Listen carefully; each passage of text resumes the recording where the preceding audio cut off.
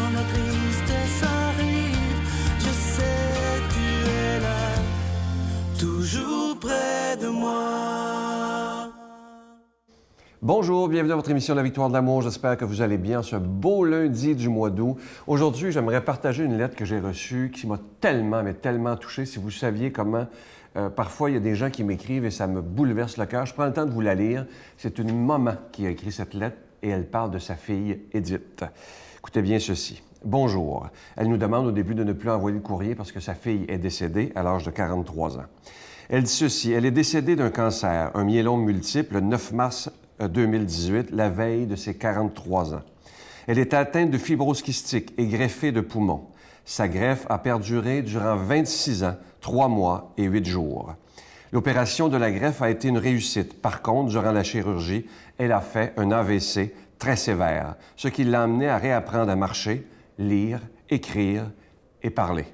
Environ 10 jours après cette opération, on a dû lui enlever un poumon, le poumon gauche à cause d'une thrombose pulmonaire. Elle s'en est très bien sortie. Écoutez le reste. Par la suite, pendant environ 10 ans, elle a subi des opérations pour des polypes nasaux 2 fois par année. Ensuite, toute sa vie a été une succession de d'autres problèmes. Pierre au rein et au foie, 2 autres petits ACV, anémie, pneumonie, pleurésie, pneumothorax, diabète et pour finir, le cancer. Écoutez, malgré toutes ces souffrances qu'elle a vécues, elle possédait une joie de vivre peu commune. Peu importe les difficultés qu'elle a traversées au cours de sa vie, elle a su les affronter avec calme, courage, sourire et bonne humeur. Elle était un vrai rayon de soleil. Elle a donné beaucoup de leçons de vie à plusieurs personnes par sa détermination, discipline, ténacité, dépassement et fidélité à se soigner et à suivre à la lettre les recommandations des médecins. Toute sa vie a été un exemple pour les autres. Tous les jours, Edith regardait fidèlement la victoire de l'amour. Elle épuisait la force et son soutien moral par les témoignages de la parole de Dieu suivis de la courte homélie d'un prêtre. Cette émission lui procurait sa nourriture spirituelle et une aide pour passer à travers la maladie.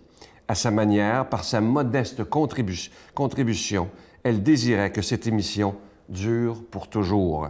Au nom d'Edith, je vous dis un grand merci pour tout le bien que vous faites sans le savoir. Sa maman, Nicole. Je ne sais pas si, Nicole, vous écoutez ce matin, mais je dois vous dire que cette lettre m'a touché droit au cœur. J'ai pris le temps de la partager avec des gens qui travaillent au bureau. Et tous, on a été très, très émus. Et j'en reviens pas, lorsque je lis cette lettre-là, de voir toutes les souffrances d'Edith, mais juste le fait de savoir que la victoire de l'amour lui a fait du bien pendant ces moments si difficiles, parce que ça a été une vie extrêmement difficile qu'elle a vécue. Ça, pour moi, ça me met un baume au cœur. Et aujourd'hui, j'aimerais m'adresser à ceux qui écoutent et qui vivent peut-être de grandes souffrances. Aujourd'hui, j'aimerais qu'après l'émission, tous ceux qui écoutent présentement, vous êtes des milliers, qu'on prenne le temps de prier pour tous ceux qui vivent de graves maladies. Notre Père qui es aux cieux, que ton nom soit sanctifié, que ton règne vienne, que ta volonté soit faite sur la terre comme au ciel. Donne-nous aujourd'hui notre pain de ce jour. Pardonne-nous nos offenses comme nous pardonnons à ceux qui nous ont offensés. Ne nous laisse pas entrer en tentation, mais délivre-nous du mal, car c'est à toi qu'appartient le règne, la puissance et la gloire pour les siècles des siècles. Amen. La Victoire de l'amour vous invite à venir vivre des moments inoubliables en Italie en compagnie du père Michel Marie, Miguel Padilla, Brigitte Bédard et la participation occasionnelle de Sylvain Charon. Nous visiterons Venise, Vérone, Pise, Florence, Assise, Tivoli et Rome, la ville éternelle. Célébration eucharistique avec le père Michel Marie. Nous assisterons aussi à l'audience générale avec le pape François au Vatican du 1er au 13 juin 2019. Information 514-288-6077 ou sans frais 1-800-465-3255. Je suis tellement heureux de vous parler de ce beau cadeau du mois. Il est vraiment beau, ce chapelet. Il s'agit du chapelet de Jésus Miséricorde. Il est en véritable cristal et il est orné de petits anges argentés. Et comme toujours, il est déjà béni. Et comme je vous disais depuis quelques semaines, ce chapelet, il n'est pas fait en usine par des machines. Et il est fait par des religieuses de Mexico, une communauté qui fabrique ces chapelets-là. C'est fait dans la prière. Et ce qui est magnifique, c'est que eux, ils sont tellement contents parce que, évidemment, qu'on leur donne des sous pour ça. Et ça leur permet d'aider des enfants qui sont démunis. Vous savez qu'à Mexico, il y a beaucoup de pauvreté chez les enfants aussi. Alors, ça leur permet d'aider des plus démunis. Alors, vous faites un don à la Victoire de l'amour et en même temps, vous aidez des gens qui sont dans le besoin grâce à cette communauté. Alors, je vous rappelle que c'est avec un don de 25 $. Si vous en voulez deux, avec un don de 40 $, parce que ça se donne vraiment bien en cadeau. Je vous donne l'adresse. La Victoire de l'amour, casier postal 120, succursale Boucherville à Boucherville, le J4B 5E6, je vous la redonne. La Victoire de l'amour, casier postal 120, succursale Boucherville à Boucherville, le J4B 5E6. Également par téléphone, par carte de crédit du lundi au jeudi, de 8h à 17h, dans le 514-523-4433, 514-523-4433 ou sans frais, le 1-888-811-9291, 1-888-811-9291 et aussi sur notre site Internet. Vous savez que c'est une façon très rapide et sécuritaire de faire votre don. C'est le www.lavictoiredelamour.org. Je vous remercie de tout cœur de votre grande générosité et dès que nous avons votre commande, on vous le poste immédiatement. Merci de votre prière et de votre générosité.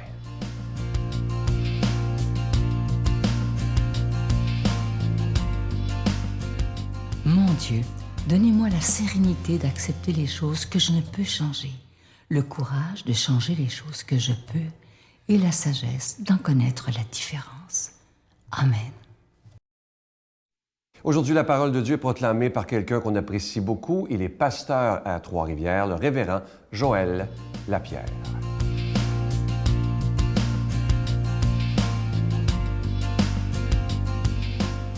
Bonjour, aujourd'hui je vous lis à travers dans l'Évangile selon Matthieu et une histoire unique et particulière pour le moins que Matthieu nous partage. Et je vous lis dans le chapitre 17 les paroles qui suivent. Comme ils s'étaient rassemblés en Galilée, Jésus leur dit, il les prépare, « Le Fils de l'homme va être livré aux mains des hommes.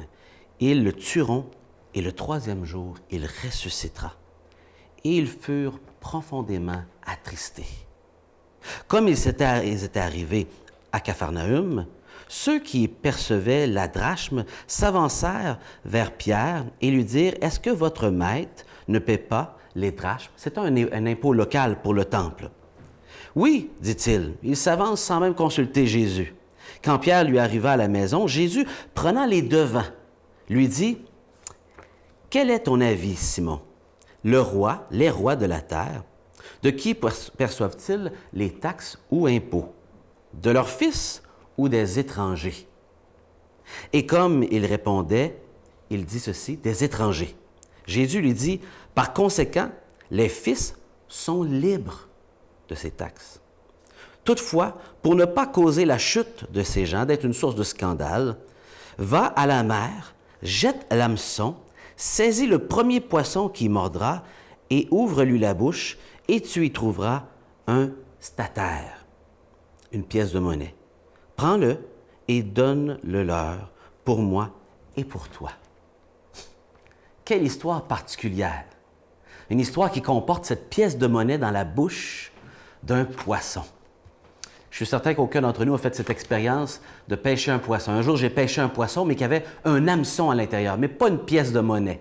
C'est pas monnaie courant.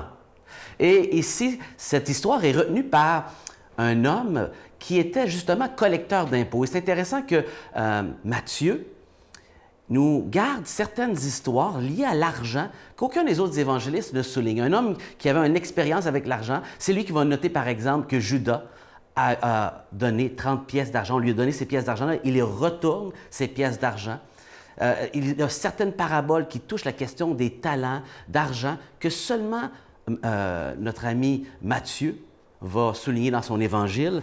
Et donc, quelques enseignements uniques à lui. En même temps, même le soldat, par exemple, les soldats qui vont être payés pour se taire par les pharisiens et les gens du temple, c'est seulement Matthieu qui le souligne. Il a une sensibilité et connaît le défi de l'être humain avec l'argent. Qui de mieux qu'un publicain pour être sensible à ces questions-là? Et donc, ce n'est pas surprenant qu'il s'y attarde. Et ici, Jésus, il prépare encore ses disciples à briser cette conception-là qu'il y a un Messie qui va venir libérer la population, alors que Jésus est venu pour mourir et avoir le pardon des péchés pour l'être humain et ressusciter des morts. C'est sa résurrection qui assure ce pardon, qui assure que ce paiement est valide. Et ici, il y a de l'espoir et pourtant, ils ont une grande tristesse. Ils parlent de sa mort et parlent de la résurrection, mais eux s'attardent simplement à la mort qui apporte un désillusionnement. Et on dit qu'ils ont eu une forte tristesse, une grande tristesse. Au début du chapitre, lorsqu'ils ont vu Jésus sur le mont de la Transfiguration, ils avaient une grande crainte. Ils ont entendu Dieu le Père parler de son Fils.